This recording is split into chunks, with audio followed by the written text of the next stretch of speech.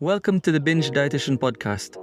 I'm your host, Jonathan Sumner, registered dietitian, focusing on helping men and women end binge eating, end food guilt, and finally say yes to life. This podcast is for educational and informational purposes only. It is not substitute for medical and personalized advice. Welcome to this episode of Binge Dietitian podcast. In this episode, I'll explain a very common question I get, and it's this. If I start intermittent fasting, will it stop my binges? And for those who are not familiar with what intermittent fasting is, it's a dietary pattern where certain parts of the day you're not eating, aka fasting, and the other part of the day you are feeding, aka eating. During fasting periods, you're only allowed certain drinks that are very low in calories, which are supposedly not going to break the fast, such as black coffee, bone broth, water, 0-calorie sodas, and teas, for example. There are many different versions of fasting, such as the popular 16-8 pattern, where people fast for 16 hours and have an eating window of 8 hours, which could also look like skipping breakfast and just having lunch and dinner inside the 8 hours. Or the 1 meal a day approach, or some fasting styles where you fast for days. Intermittent fasting became rapidly popular around maybe the 2014-ish period, and more research has been produced since. But why do people fast? Well, most of the time, people do it to help improve and simplify weight loss. And for some, there are reported mental health benefits. But for the discussion of this podcast, I'll refer to the 16-8 pattern, which is the most common style of fasting. If you haven't heard of intermittent fasting, and you might be considering it after I've explained it, I want you to think for a second. Why did you consider fasting? Or if you are in the group who want to know if intermittent fasting will stop your binges, what made you consider intermittent fasting in the first place? If you've been listening to this podcast for a while, you will know that in order to put an end to binge eating, you'll have to put an end to restrictions. And to be frank, intermittent fasting is simply dietary restriction. You're not eating at a certain period of the day, which is no different to skipping a meal. Sure, there is many proposed benefits such as improved mental clarity and mood. However, there is very little research on the time I'm posting this podcast.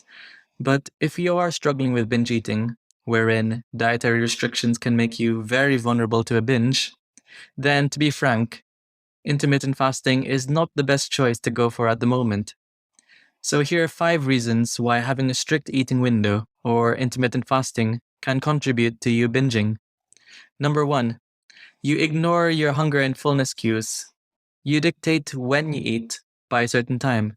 So suppose you're not hungry during your eating window, but you start to feel hungry during your fasting time.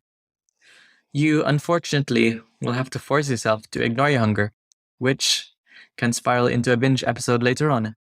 Number 2, it can create a sense of urgency and scarcity mindset around food, that everything or your meals must be eaten within a strict time frame. Number 3, it can create an unhealthy preoccupation around food wherein you simply wait until you're allowed to eat. Number 4, it can increase the desire and craving for food. Restricting food reinforces the mindset that we need to put effort to earn our food. And number 5, it can create an all or nothing mindset around food, which can lead to an increased guilt, shame, and even secretive eating. When we have this all or nothing mindset, we think to ourselves, I've ruined it. Time to start again next time, but this time I'll work harder, which can lead to a binge episode later on.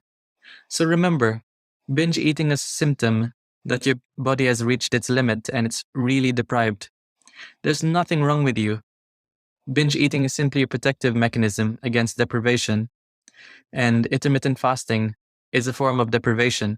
To put an end to binge eating, a protective factor you can adopt is to eat regular meals and not find yourself being hungry. Most people who start intermittent fasting get extreme hunger in the first days and sometimes still feel hungry, but they're just doing their best to simply blunt their appetite with 0-calorie sodas or black coffee.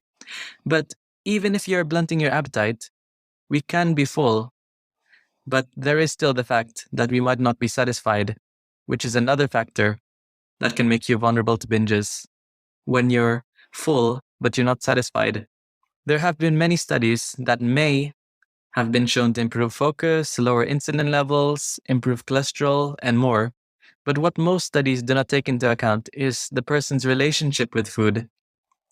If you may have a disordered relationship with food, intermittent fasting might worsen your relationship with food or worsen your binge eating episodes. At the time of this podcast, the NICE guidelines, which stands for National Institute of Care and Excellence, which is the evidence-based recommendations for health and care in England, state that if you're struggling with binge eating, weight loss is not a therapy target and it's not recommended. I've personally known clients who have successfully lost around maybe 10 to 15% of their body weight, but end up gaining 30% back.